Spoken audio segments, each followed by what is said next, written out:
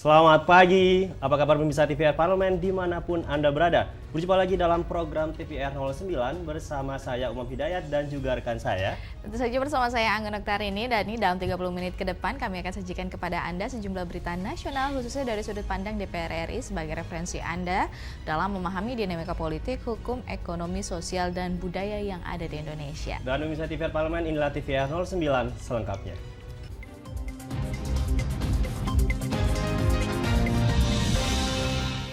Pemirsa, berita pertama mengenai Komisi 5 DPR RI yang meminta pemerintah daerah untuk memprioritaskan perbaikan jalan daerah yang sejalan dengan dikeluarkannya Inpres nomor 3 tahun 2023 tentang percepatan peningkatan konektivitas jalan daerah.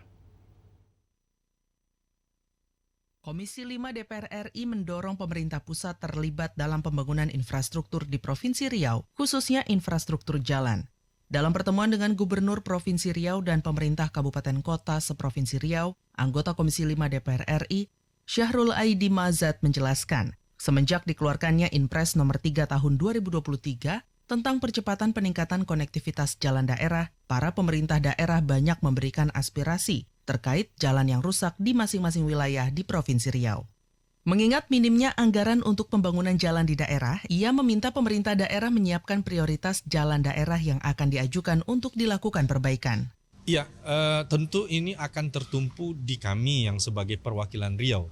Kita akan komit untuk selalu memperjuangkan aspirasi masyarakat Riau, pemerintah kabupaten kota yang ada di Riau, untuk bagaimana sebanyak mungkin, semaksimal mungkin agar anggaran dari pusat itu turun ke Riau.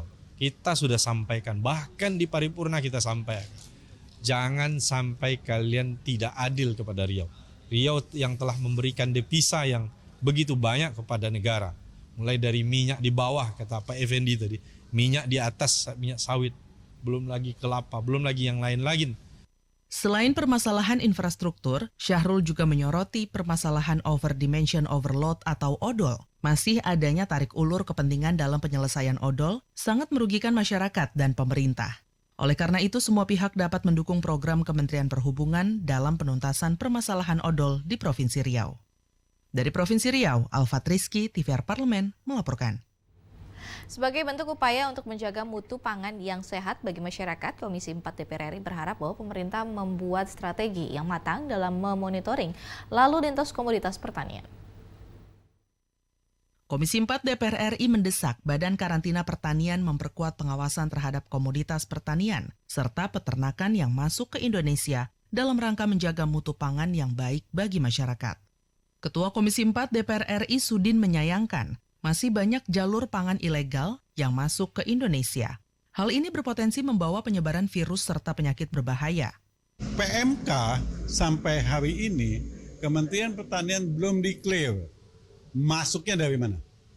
Baik karantina maupun PKH belum declare. Kenapa belum declare? Mereka tahu kok, cuma mereka tidak mau mengatakan.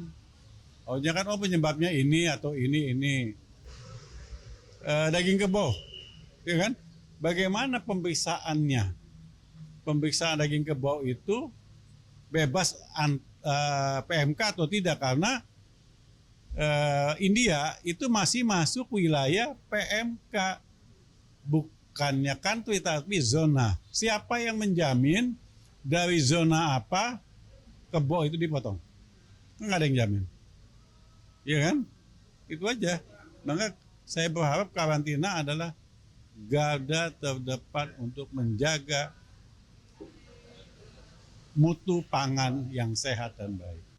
Komisi 4 DPR RI mendorong pemerintah segera dapat melaksanakan amanat Undang-Undang Nomor 21 Tahun 2019 tentang karantina hewan, ikan, dan tumbuhan untuk membentuk serta mengangkat Kepala Badan Karantina Nasional dalam rangka mengamankan komoditas pangan yang masuk ke Indonesia. Dari Provinsi Bali, Dodi Muharam, TVR Parlemen, melaporkan. DPR RI berharap tidak adanya satupun honorer yang di-PHK imbas peraturan pemerintah tentang manajemen pegawai pemerintah dengan perjanjian kerja. Informasi selengkapnya akan kami hadirkan usai jeda berikut ini. Untuk itu tetaplah bersama kami di TVR 09.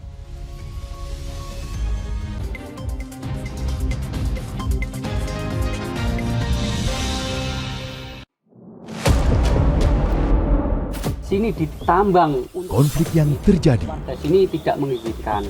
masalah yang tersisihkan menjadi kesenjangan sosial. Ya namanya rakyat kecil gak bisa apa-apa, mau komplain juga gak didengar. Sebab apa? Itu menyangkut isi perut kami semua. Bagaimana memutus keterbatasan untuk didengar? Jadi kalau misalnya masyarakat sudah merasa tidak lagi ada yang memperjuangkan aspirasinya, maka masyarakat memang sangat berhak untuk meminta dewan yang mewakili mereka di parlemen. Kami menyusuri batas-batas peristiwa, mengurai berbagai polemik yang terjadi, meluruhkan suara-suara marginal, menjadi nyata dalam setiap aspirasi, melaksanakan tugasnya sebagai wakil rakyat. Saksikan Aksi Dewan setiap hari Senin dan Rabu pukul 10.30 waktu Indonesia Barat hanya di TVR Parlemen. DPR RI memiliki fungsi diplomasi dalam menjalankan politik luar negeri sesuai dengan pasal 116 Undang-Undang MD3. Kontribusi aktif BKSAP DPR RI memainkan peranan penting dalam memenangkan persaingan global melalui IPU, IPA, IPPF, IPA, dan PUIK. BKSAP memiliki komitmen yang tinggi dalam krisis kemanusiaan dunia. Fungsi diplomasi dijalankan untuk mendukung upaya pemerintah dalam melaksanakan politik luar negeri.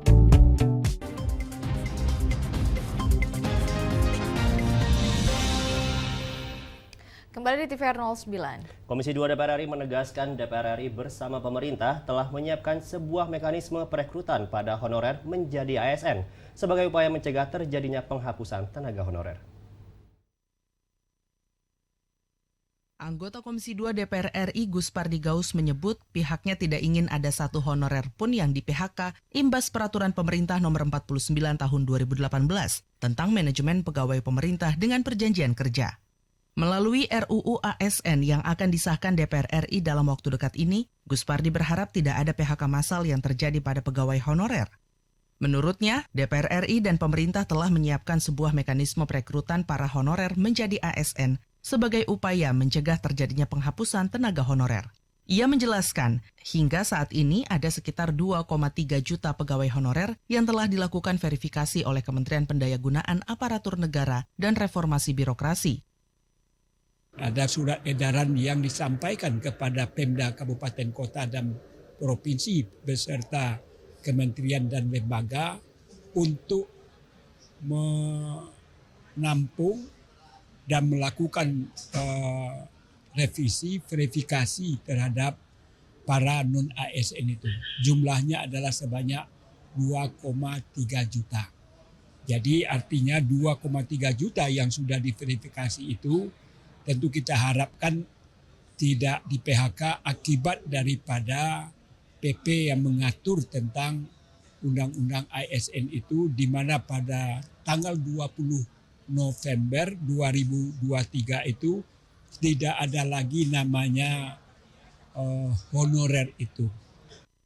Selain itu, P3K dikabarkan akan mendapat pensiun dan kesempatan kenaikan gaji secara berkala.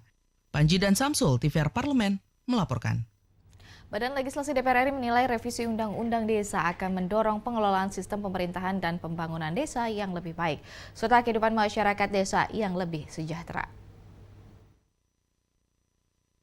Sebelum menutup masa sidang 5 tahun sidang 2022-2023, rapat paripurna DPR RI telah menyepakati revisi Undang-Undang Desa menjadi usul inisiatif DPR RI. Badan Legislasi DPR RI memastikan keputusan DPR RI mengusulkan revisi Undang-Undang Desa agar menghasilkan kehidupan desa yang lebih baik dan maju. Wakil Ketua Balik DPR RI Ahmad Baidowi mengatakan revisi Undang-Undang Desa akan membawa dampak bagi keseluruhan rakyat desa, bukan hanya kepada kepala desa. Desa diharapkan bisa berkembang di segala aspek mengikuti kemajuan zaman dan teknologi. Selain itu, melalui revisi Undang-Undang Desa akan mendorong pengelolaan sistem pemerintahan dan pembangunan desa yang lebih baik, serta kehidupan masyarakat desa yang lebih sejahtera. Undang-undang itu hadir untuk menyelesaikan persoalan di lapangan. Undang-undang itu harus terus hidup, norma-norma itu harus sesuai dengan perkembangan zaman. Selama 10 tahun terakhir ini kita melihat pelaksanaan Undang-Undang Desa itu harus banyak yang dievaluasi.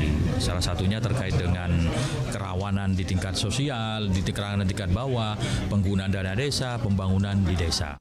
Anggota Balik DPR RI Mardani menambahkan, revisi Undang-Undang Desa berfokus pada pembangunan desa yang tidak hanya infrastruktur, melainkan juga memajukan masyarakat desa dan seluruh potensi desa. Untuk itu, seluruh elemen masyarakat harus terlibat mencermati poin-poin yang direvisi dalam Undang-Undang Desa. Ajak justru semua masyarakat mencermati dengan seksama poin-poin di Undang-Undang Desa agar tidak ditunggangi untuk kepentingan politik tertentu, kepala desa, tapi betul-betul revisi Undang-Undang Desa untuk kemajuan desa, untuk seluruh masyarakat desa, untuk kelestarian desa. Andini dan Domi, TVR Parlemen, melaporkan. Pemirsa, Komisi 2 DPR RI berharap para penyelenggara pemilu dan pilkada 2024 dapat menjaga kondusivitas dengan tidak membuat wacana yang berpotensi menimbulkan kegaduhan politik. Pilkada 2024 rencananya akan diselenggarakan pada November 2024. Dalam rakor yang diselenggarakan Kantor Staf Presiden atau KSP, Bawaslu RI mengusulkan opsi penundaan Pilkada 2024 karena beririsan dengan pemilu 2024 dan adanya risiko masalah keamanan. Namun, Komisi 2 DPR RI membantah adanya wacana memajukan atau menunda Pilkada 2024. Wakil Ketua Komisi 2 DPR RI Saan Mustafa menegaskan, tidak adanya pembicaraan resmi maupun tidak resmi antara DPR RI dengan pemerintah terkait perubahan waktu penyelenggaraan Pilkada 2024. Penyelenggara pemilu diimbau tidak masuk ke ranah yang bukan kewenangannya terkait waktu pelaksanaan pemilu maupun pilkada. Para penyelenggara pemilu diminta tetap fokus dan melaksanakan tahapan-tahapan pemilu dan pilkada sesuai ketentuan undang-undang. Mereka itu adalah pelaksana undang-undang. Kalau undang-undangnya berbunyi bulan November, selama tidak ada perubahan undang-undang pilkada yang kewenangannya ada di DPR dan pemerintah, ya laksanakan saja itu undang-undang tersebut dan tidak perlu mewacanakan terkait dengan soal memajukan atau memundurkan pilkada. Akan membuat suasana menjadi tidak pasti. Apalagi tahun 2024 itu tahun politik di mana beban, bukan hanya beban penyelenggara, tapi juga beban partai politik. Saan Mustafa menambahkan, para penyelenggara pemilu adalah ujung tombak suksesnya penyelenggaraan pemilu dan pilkada 2024. Maka harus menjaga kondusivitas dengan tidak membuat wacana yang berpotensi menimbulkan kegaduhan publik. Halim dan Domi, TVR Parlemen, melaporkan. Dan di sini pada 5 hingga 11 Agustus mendatang Indonesia menjadi tuan rumah sidang umum AIPA ke-44. Informasi selengkapnya akan kami hadirkan saat lagi, untuk itu tetaplah di TVR 09.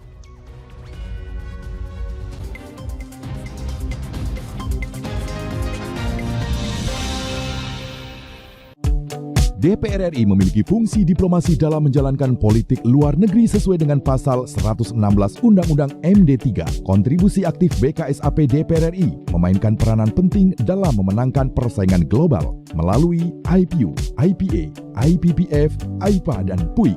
BKSAP memiliki komitmen yang tinggi dalam krisis kemanusiaan dunia. Fungsi diplomasi dijalankan untuk mendukung upaya pemerintah dalam melaksanakan politik luar negeri.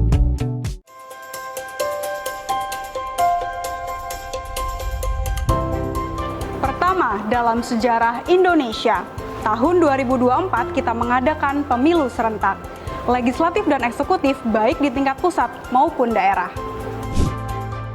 Catat waktunya, Rabu 14 Februari 2024. Untuk pemilihan legislatif, Anda akan memilih anggota DPD, anggota DPR, anggota DPRD Provinsi, dan anggota DPRD Kabupaten atau Kota.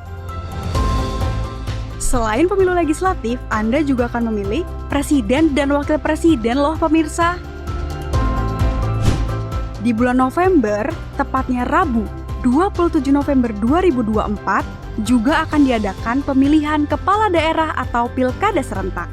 Dalam pilkada nanti, Anda akan memilih gubernur dan wakil gubernur, bupati dan wakil bupati, serta wali kota dan wakil wali kota. Nah, pemirsa sudah tahu kan waktunya? Kini saatnya Anda untuk mempersiapkan diri. Kenali calon-calon wakil rakyat dan pemimpin Anda dengan baik.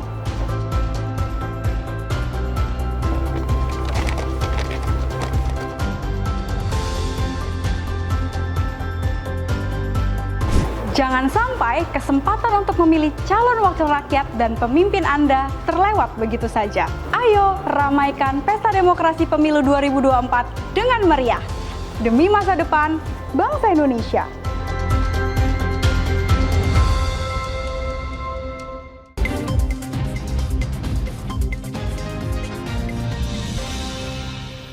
Kembali di TVR 09. DPR RI menilai menjadi tuan rumah AIPA ke-44 menjadi kesempatan Indonesia untuk ikut berkontribusi dalam perdamaian dan kesejahteraan di kawasan ASEAN. AIPA diharapkan menjadi forum parlemen regional sehingga setiap anggotanya dapat berdialog dan merangkul keberagaman demi perwujudan perdamaian dan kesejahteraan. Untuk mengetahui informasi selengkapnya, mari kita simak laporan mendalam yang telah dihimpun oleh tim redaksi TVR Parlemen dalam segmen editorial Parlemen berikut ini.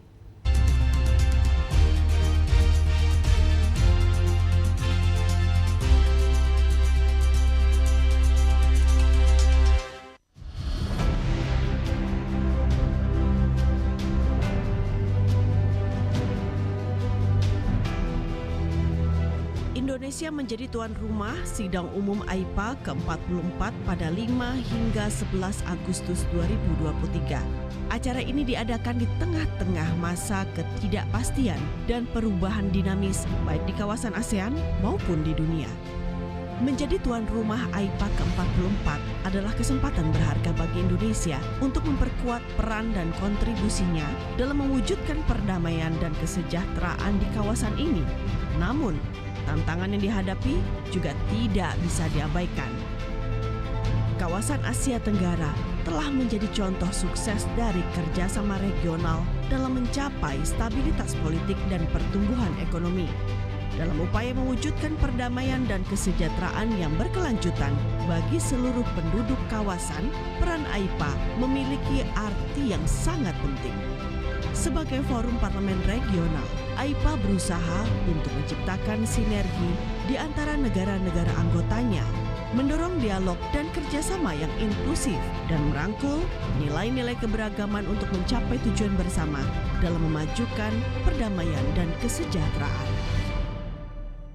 Jadi Indonesia sudah menjadi ketua 7 kali, dan momentum ini menurut saya momentum penting karena momentum ini adalah setelah COVID-19 tantangan global kemarin kita menjadi ketua kembali, dan tentu memang sangat penting. Yang pertama adalah dengan banyaknya challenging time ya sekarang, tantangan global, baik terjadinya konflik, isu-isu konflik, juga menyangkut isu kemanusiaan yang demokrasi.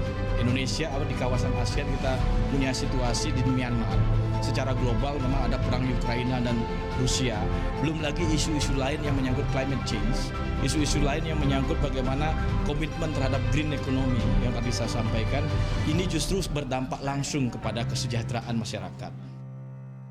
Ide-ide penting terkait pemanasan global, ekonomi hijau, dan perdamaian di Myanmar nantinya harus diungkapkan secara sistematis dan terintegrasi agar dunia bisa memahami dan mendukung niat baik Indonesia.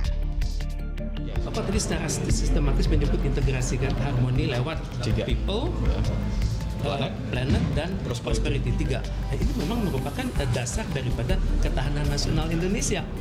Dan saya berharap mari kita dukung bersama, dan tentunya dalam lingkungan Indonesia yang stabil, yang berkelanjutan, yang akur semuanya.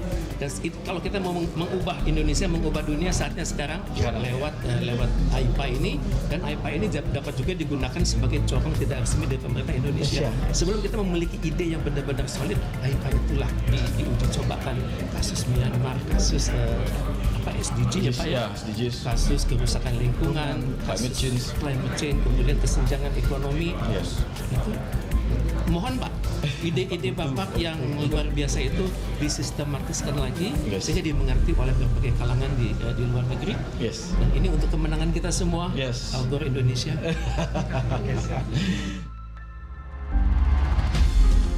Perdamaian dan kesejahteraan memiliki kaitan yang sangat erat dan saling mempengaruhi dalam berbagai cara. Kesejahteraan sosial, ekonomi, dan politik di suatu masyarakat adalah pondasi untuk menciptakan perdamaian yang berkelanjutan. Ketika masyarakat merasa aman, memiliki akses yang adil terhadap kesempatan ekonomi, pendidikan, dan pelayanan kesehatan, maka kemungkinan terjadinya konflik dan kekerasan akan lebih rendah. Begitu pula ketika suatu wilayah atau negara mencapai perdamaian, usaha pemerintah, sektor swasta, dan masyarakat sipil untuk meningkatkan kesejahteraan dapat berjalan dengan lebih efektif dan berkelanjutan. Persiapan menjadi tuan rumah AIPA ke-44 adalah momen yang penting bagi Indonesia untuk mengukuhkan komitmennya dalam mewujudkan perdamaian dan kesejahteraan di kawasan ASEAN.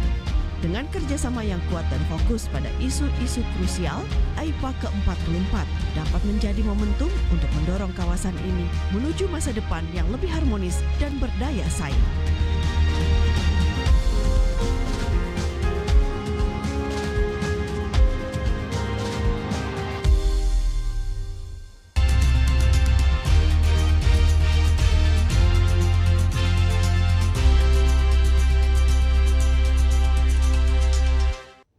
Pameran pelukis Vincent van Gogh bertajuk Van Gogh Alive merupakan pameran legendaris dunia yang menghadirkan pengalaman multi indera yang paling banyak dikunjungi di dunia. Dan pemirsa, kabar baiknya pameran tersebut akan hadir di Indonesia pada 7 Juli hingga 9 Oktober 2023 mendatang di Mall Taman Anggrek, Jakarta Barat. Nah, di sini pemirsa pasti penasaran kan? Jangan kemana-mana, tetap di TVR 09.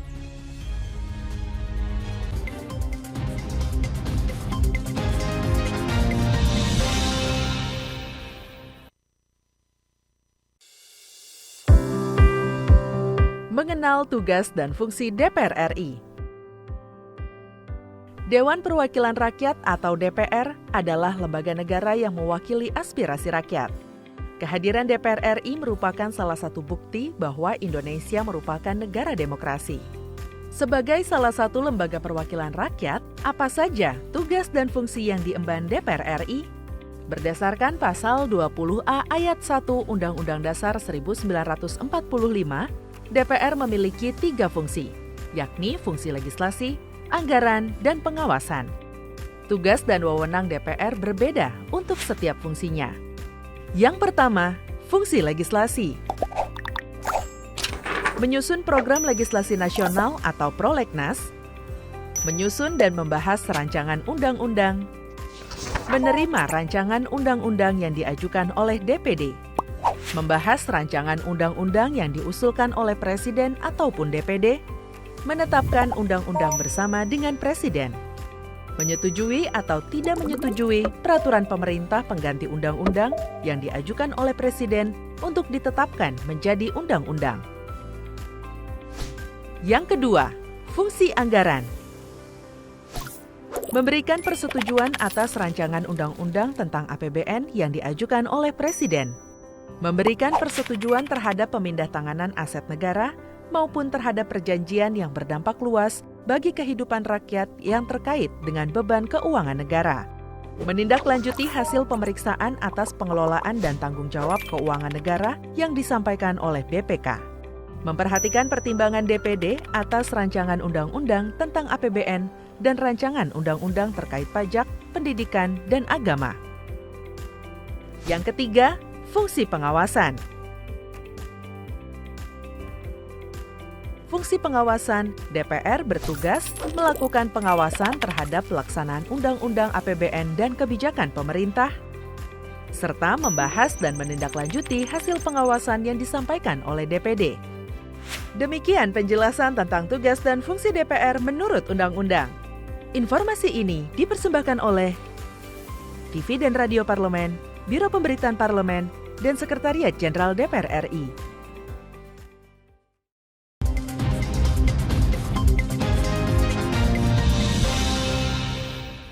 Kembali di TVR 09. Melansir dari laman resminya, eksibisi pelukis asal Belanda ini telah dikunjungi oleh lebih dari 8,5 juta lebih pengunjung dari 80 kota di dunia.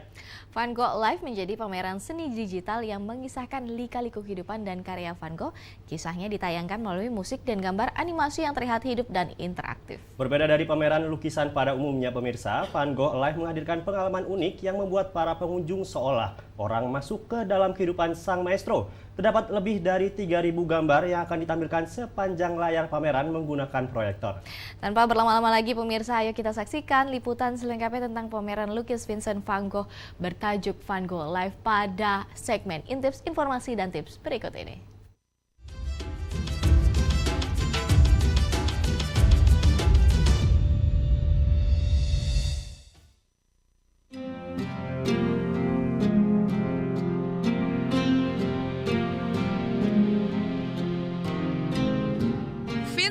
Van Gogh adalah salah satu pelukis paling terkenal dan berpengaruh dalam sejarah seni di dunia.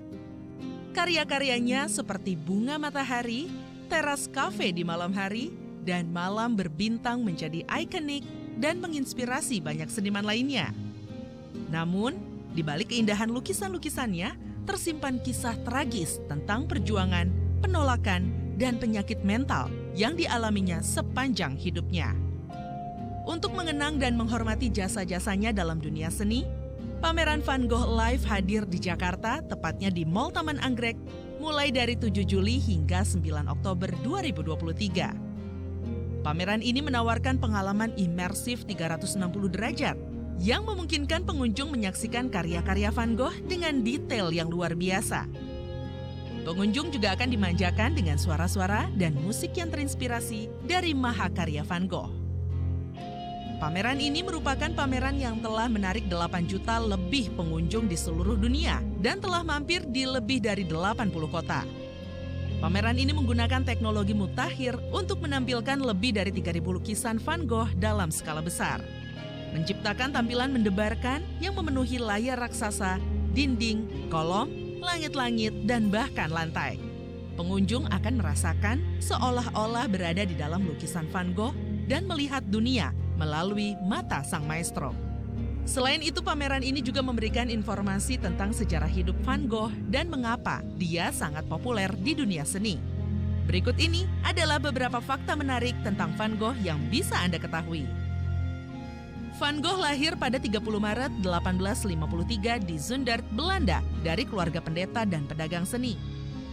Dia memiliki 6 saudara kandung, termasuk adiknya Theo yang menjadi sahabat dan pendukung utamanya sepanjang hidupnya.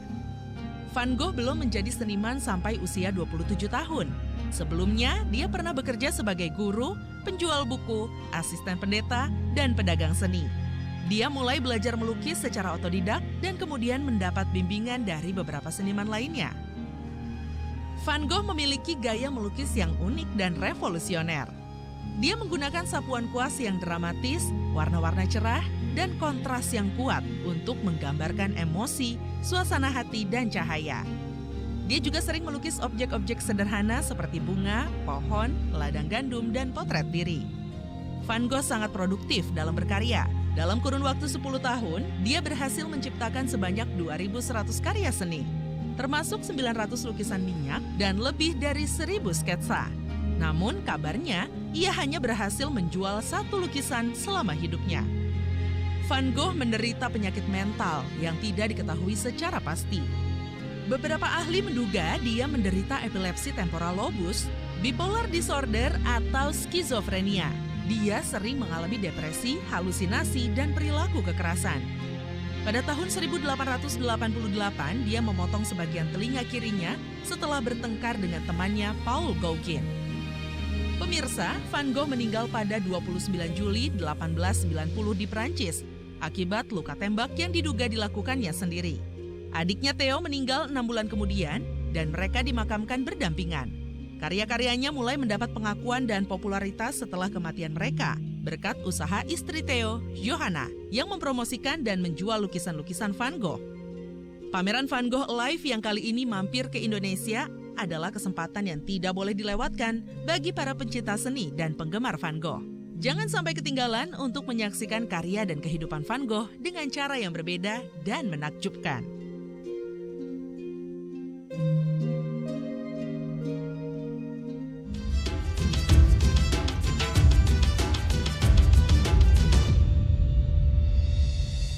Pemirsa, di penghujung acara ini kami informasikan kepada Anda bahwa saat ini DPR RI sedang memasuki masa reses, di mana seluruh anggota Dewan kembali ke daerah pemilihannya masing-masing untuk melaksanakan fungsi representasi DPR, menyerap dan juga menghimpun aspirasi masyarakat, serta menindaklanjuti dan juga memberikan pertanggungjawaban kepada konstituen di daerah pemilihannya. Namun sejumlah agenda serta program DPR RI lainnya masih dapat Anda saksikan secara langsung di TVR Parlemen melalui kanal utama, kanal komisi, dan kanal alat kelengkapan Dewan lainnya yang dapat Anda akses di tvr.dpr.go.id. Pemirsa TVR Parlemen, demikian TVR 09 edisi pagi ini.